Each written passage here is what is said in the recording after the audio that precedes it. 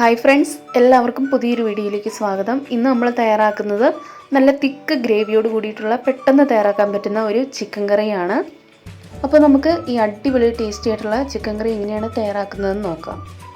ആദ്യം തന്നെ ഞാനിവിടെ ഒരു കടായി വെച്ച് കൊടുത്തിട്ടുണ്ട്. അതിലേക്ക് കുറച്ച് വെളിച്ചെണ്ണയാണ് ഒഴിച്ചു കൊടുക്കുന്നത്.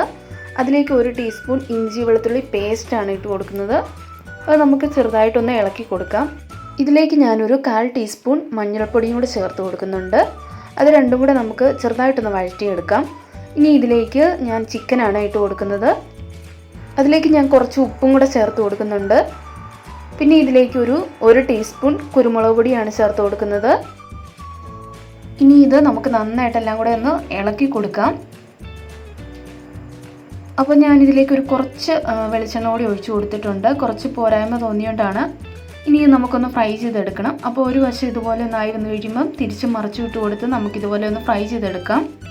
അപ്പോൾ ഞാനൊന്ന് ഫ്രൈ ചെയ്തെടുത്തിട്ടുണ്ട്. ഒരുപാട് ഡീപ്പായിട്ട് ഫ്രൈ ചെയ്യേണ്ട കാര്യമില്ല. ഇനി നമുക്കിത് കോരി മാറ്റാം. ആ ഒരു പാനിലേക്ക് തന്നെ, ആ ഒരു ഓയിലിലേക്ക് തന്നെ 1 ടീസ്പൂൺ കടുകും കൂടി ഇട്ട് കൊടുക്കുന്നുണ്ട്. കടുക് ഒന്ന് പൊട്ടി വരുമ്പോൾ അതിലേക്ക് ഒരു 2 സവാള നീളത്തിൽ അരിഞ്ഞതാണ് ചേർത്ത് കൊടുക്കുന്നത്. പിന്നെ വലിയൊരു പച്ചമുളക് ചെറുതായിട്ട് കട്ട് ചെയ്ത് ഇട്ട് കൊടുക്കുന്നുണ്ട്. ഇതിലേക്ക് ആവശ്യത്തിനുള്ള ഉപ്പും കൂടെ നമുക്ക് ചേർത്ത് കൊടുക്കാം. ഇനി ഇതൊന്ന് നന്നായിട്ടൊന്ന് വഴറ്റിയെടുക്കണം. അതുപോലെ തന്നെ 1 ടീസ്പൂൺ ഇഞ്ചി വെളുത്തുള്ളി പേസ്റ്റും കൂടെ ചേർത്ത് കൊടുക്കുന്നുണ്ട്. അപ്പോൾ ഇതാ സവാളയ്ക്ക് ഇതേപോലെ നന്നായിട്ടൊന്ന് വഴന്ന് വന്നിട്ടുണ്ട്. ഈ ഒരു പരുവമായി കഴിഞ്ഞാൽ ഇതിലേക്ക് കുറച്ച് പൊടികളാണ് ചേർത്ത് കൊടുക്കുന്നത്.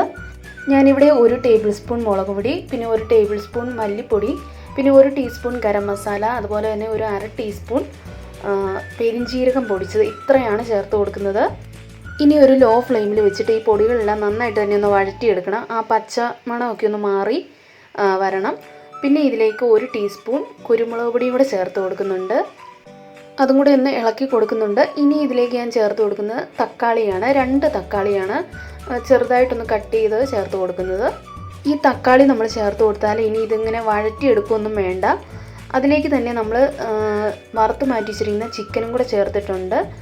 ഇനി ഇതിലേക്ക് ഞാനൊരു 1/2 ഗ്ലാസ് വെള്ളം ആദ്യം ഒഴിച്ചു കൊടുക്കുന്നുണ്ട്. പിന്നെ ഒരു 1/2 ഗ്ലാസും കൂടി ഒഴിച്ചു കൊടുത്തിട്ടുണ്ട്. അങ്ങനെ 1 ഗ്ലാസ് വെള്ളം ചേർത്ത് കൊടുത്തിട്ടുണ്ട്. എല്ലാം കൂടെ നന്നായിട്ടൊന്ന് മിക്സ് ചെയ്ത് കൊടുക്കാം. ഇനി നമുക്കിത് അടച്ചു വെച്ചിട്ട് കുക്ക് ചെയ്തെടുക്കണം. ആദ്യം നമുക്കൊരു ഹൈ ഫ്ലെയിമിൽ വെച്ച് കൊടുക്കാം. അപ്പോൾ ദാ തിളച്ച് ആ ഒരു തക്കാളിക്ക് ഒന്ന് അത്യാവശ്യം ഒന്ന് വെന്തുടഞ്ഞ് തന്നെ വന്നിട്ടുണ്ട്. നമുക്കൊന്നുകൂടെ അടച്ചു വെച്ചിട്ട് ഒരു 10 മിനിറ്റ് കൂടെ കുക്ക് ചെയ്യാം.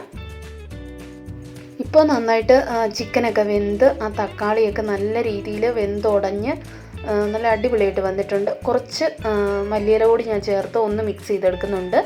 അപ്പോൾ ഇത്രയേ ഉള്ളൂ. നല്ല തിക്ക് ഗ്രേവി ആയിട്ടുള്ള ഒരു ചിക്കൻ കറിയാണ്. നല്ല ടേസ്റ്റാണ് കഴിക്കാനും. ഇത് വളരെ പെട്ടെന്ന് തയ്യാറാക്കാൻ പറ്റുന്ന ഒരു ചിക്കൻ കറിയാണ്. അപ്പോൾ ഈ ഒരു റെസിപ്പി നിങ്ങൾക്ക് ഇഷ്ടമായിട്ടുണ്ടെങ്കിൽ ഒന്ന് ലൈക്ക് ചെയ്യാൻ മറക്കണ്ട. അപ്പോൾ അടുത്ത ഒരു അടിപൊളി റെസിപ്പിയുമായിട്ട് നമുക്ക് വീണ്ടും കാണാം. താങ്ക്